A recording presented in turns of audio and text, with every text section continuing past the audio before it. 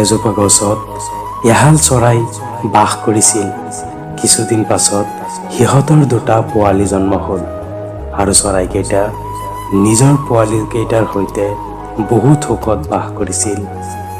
এদিন আহাৰ আনিবলৈ যাওঁতে চৰাই পোৱালিকেইটাৰ দেউতাকক চিকাৰীয়ে মাৰি পেলালে। চৰাইৰ পোৱালিকেইটাক তাৰ মাকে বহুত কষ্ট কৰি ডাঙৰ দীঘল কৰিছিল।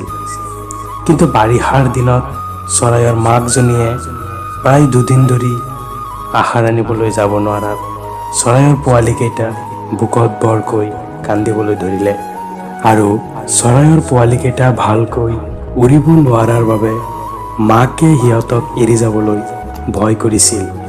কিন্তু চৰাইৰ পোৱালিকেইটাৰ ভোক লগাৰ বাবে চৰাইৰ পোৱালিকেইটাই ভৰকৈ কান্দিবলৈ ধৰিছিল। আৰু ইফালে ধাৰাসাৰ বৰষুণৰ কাৰণে মা চৰাইজনীয়ে ভালকৈ উৰিব পৰা নাছিল। তথাপিও উপায় নাপাই মাকে আহাৰ বিচাৰি গ'ল আৰু আহাৰ আনিলে।